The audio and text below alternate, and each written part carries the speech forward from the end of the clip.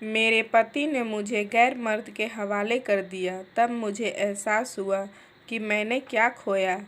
11 दिन पहले मेरी उम्र 22 साल है।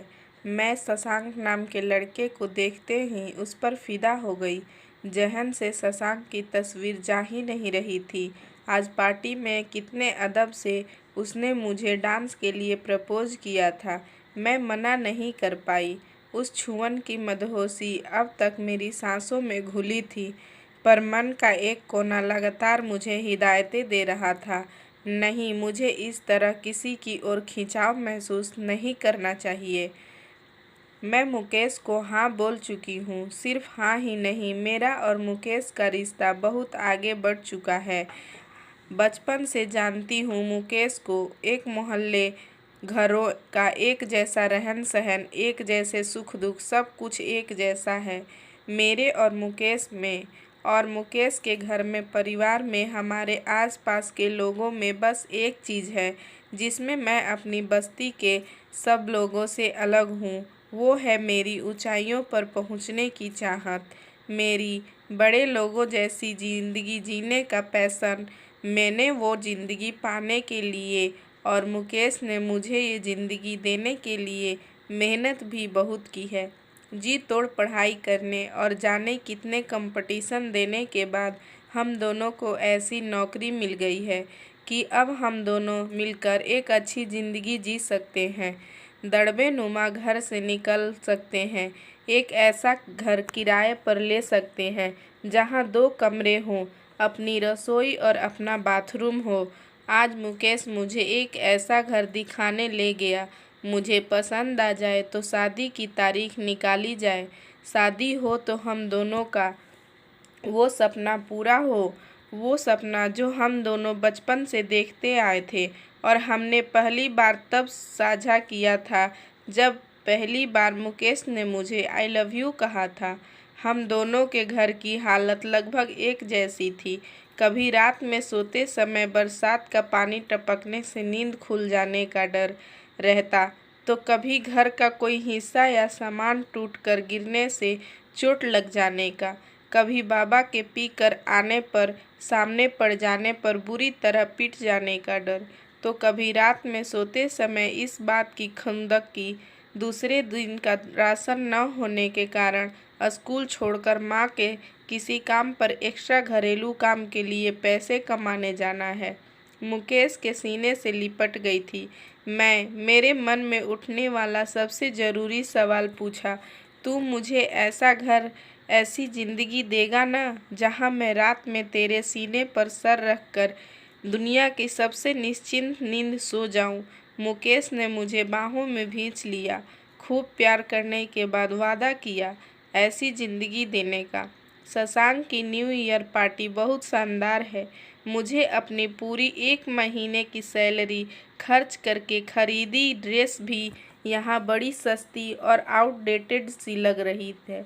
बड़े लोगों की बड़ी अदाएं देख देख कर मैं सोच रही थी कि पैसे से केवल ड्रेस, गहने, मेकअप का सामान ही नहीं, आत्मविश्वास भी खरीदा जा सकता है। सुंदर दिखने का सामान और आराम की लाइफ तो एटीट्यूड आ ही जाता है।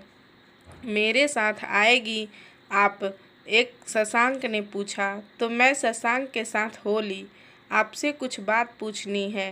बैंक्वेट हॉल के एक बेहद ही खूबसूरत अलग कोने में सजी टेबल पर बैठकर मुझे बैठने का इशारा करते हुए शशांक बोला, यस सर। मैं बैठते हुए अदब से बोली, दरअसल आप मुझे सर ना कहा करें। मैं शशांक थोड़ा सचकुचाया। अपने ऑफिस के हेड बॉस को सर न कहूँ तो क्या कहूँ?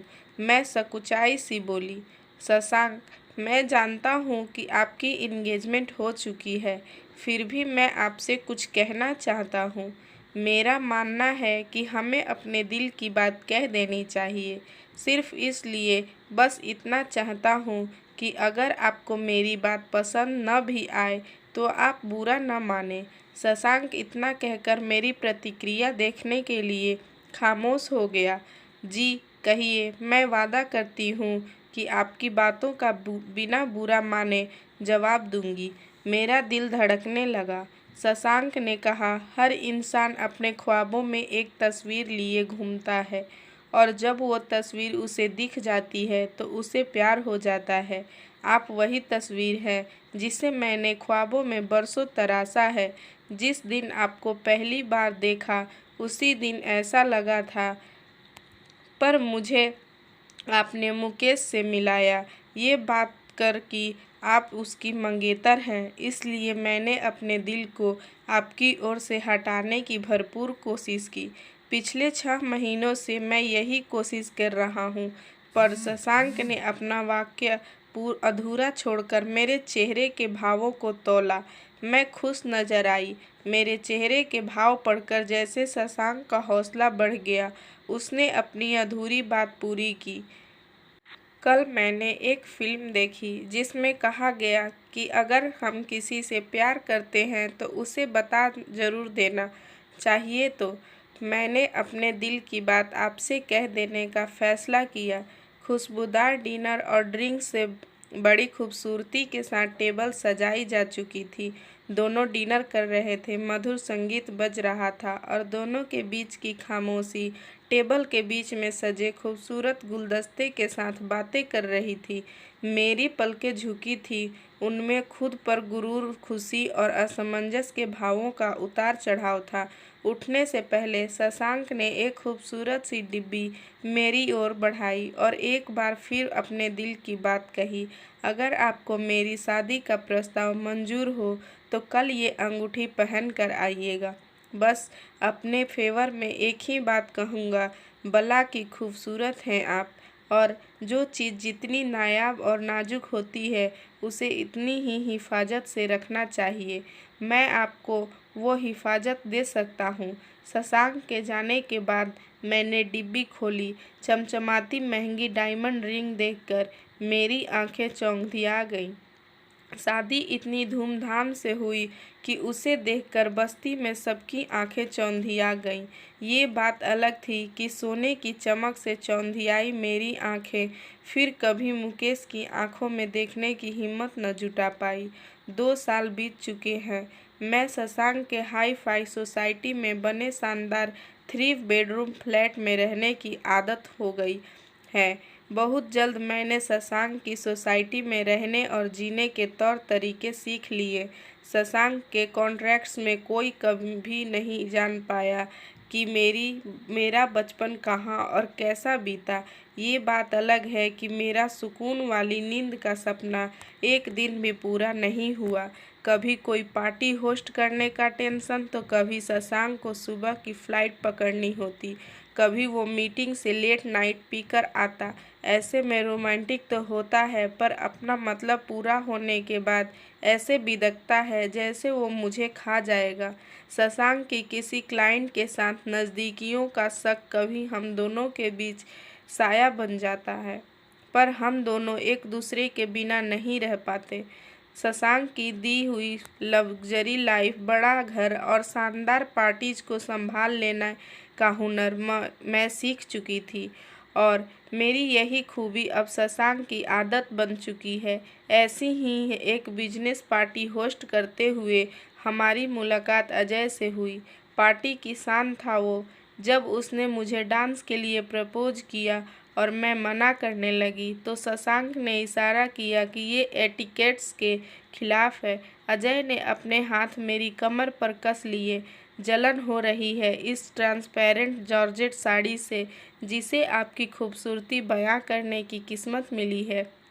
डांस करते हुए मुझे हौले से सहलाते हुए अजय ने अपने होठ मेरे कान से सटाते हुए कुछ ऐसे अंदाज में कहा कि सिर से पैर तक सिहर उठी। मैं अपने पलके उठाकर थोड़े गुस्से से देखा तो अजय ने दिल पर हाथ रख दिया। उफ, ये अदा, कुछ गलत कहा तो गुस्ताखी माफ़ करिएगा।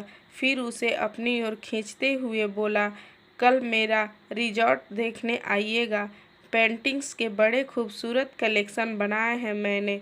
दिखाना चाहता हूँ कि जो चीज़ जितनी सुंदर और नाजुक होती है उसे उतनी ही खूबसूरती से सजाना आता है। मुझे जाते समय उसने एक डिब्बा खोलकर, आपके गले में खिलने से अच्छी किस्मत, इसकी हो ही नहीं सकती। कहते हुए उसने बेशकीमती नेकलेस मेरे गले में पहना दिया। बेडरूम में आई तो सोच रही थी कि शशांक कितना गुस्सा होगा। तब वो भी खूब सुनाएगी कि पहले तो उसी ने की थी। उससे ये भी कहने का मौका मिलेगा कि देखा सक्की मैं नहीं हूँ, दिल जलता ही है पार्टनर को किसी और के साथ नज़दीक देखकर। पर जैसा मैंने सोचा वैसा कुछ नहीं हुआ, बल्कि नशे में धुत शशांक ने मुझे बाहों में कस लिया। मानना पड़ेगा तुम्हारे हुस्न को, एक ही मुलाकात में अजय ने तुम्हारे इतना बेशकीमती नेकलेस और मुझे कॉन्ट्रैक्ट दे दिया। Really you are my lucky charm. मुझे झटका सा लगा, कहीं शशांक अपनी तरक्की के लिए मुझे इस्तेमाल करने की तो नहीं सोच रहा है। शशांक मुंह फेरकर सो गया, पर नींद मेरी आंखों से कोसों दूर थी। कई चिंताएं मन मथ रही थी।